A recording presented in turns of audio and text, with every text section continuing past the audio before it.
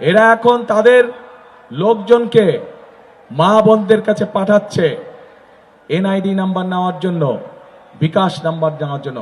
এই খবর আছে আপনাদের কাছে? আপনারা অসৎ প্রস্তাব দিয়ে কাজ শুরু করে কিভাবে আপনারা মনে করেন যে আপনারা সৎ লোকের শাসন কায়েম করবেন? বাংলাদেশ তখনই উন্নতি করবে যখন নারী পুরুষ কাঁধে কাঁধ মিলিয়ে একসাথে আমরা ইনশাল্লাহ কাজ করতে পারবো।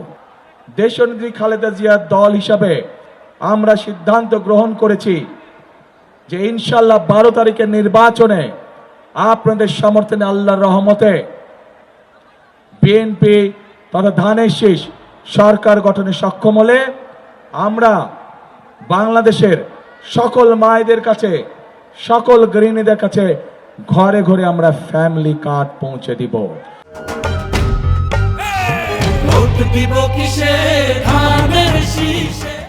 যেই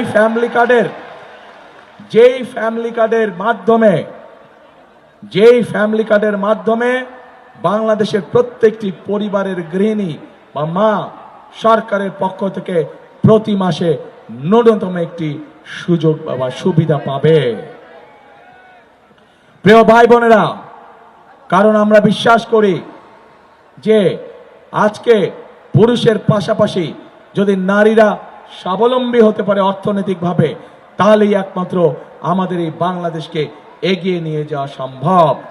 অন্যথায় কোনোভাবে দেশকে এগিয়ে নিয়ে যাওয়া সম্ভব না। সেজন্যই আমরা বাংলাদেশের অর্ধেক জনগোষ্ঠীকে পেছনে রেখে আমরা আশা কোনোভাবেই করতে পারি না যে বাংলাদেশ উন্নতি করবে। বাংলাদেশ তখনই উন্নতি করবে যখন নারী পুরুষ কাঁধে কাঁধ মিলিয়ে একসাথে আমরা ইনশাল্লাহ কাজ করতে পারবো।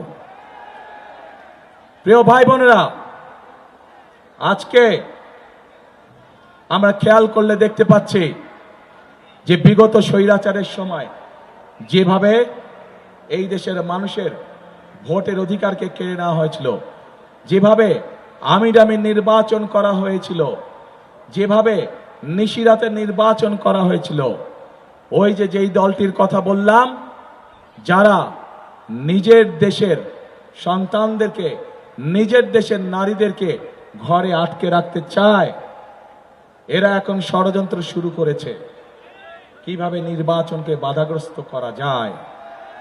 এরা এখন তাদের লোকজনকে মা বোনদের কাছে পাঠাচ্ছে এনআইডি নাম্বার নেওয়ার জন্য, বিকাশ নাম্বার নেওয়ার জন্য। এই খবর আছে আপনাদের কাছে?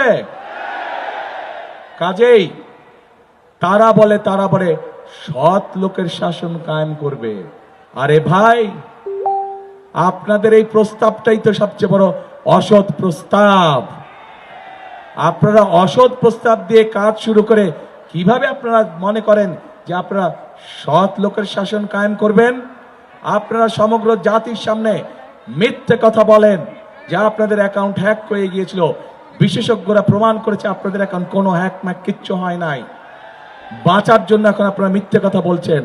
যারা নির্বাচনের আগেই জনগণের সাথে মিথ্যে কথা বলতে পারে, তারা নির্বাচনের পরে কি পরিমাণ মিথ্যে কথা বলতে পারে এটি আমাদের সহজেই বোধগম্য। প্রিয় ভাই বোনেরা, আজকে নির্বাচনকে বিতর্কিত করার জন্য, বাধাগ্রস্ত করার জন্য এরা উঠে পড়ে লেগেছে। সেই জন্য আজকে এখানে লাখো জনতার উপস্থিতিতে আপনাদেরকে এবং আপনাদের মাধ্যমে সকল মা বোন এবং সকল ভাই বোনদেরকে, আপনাদেরকে এবং আপনাদের মাধ্যমে আপনাদের এলাকার সকল মানুষের কাছে আমি একটি আহ্বান জানাতে চাই। আপনাদেরকে অত্যন্ত সতর্ক এবং সজাগ থাকতে হবে, যাতে কেউ ষড়যন্ত্র করে আপনার সেই ভোটের অধিকারকে কেড়ে নিতে না পারে। আবার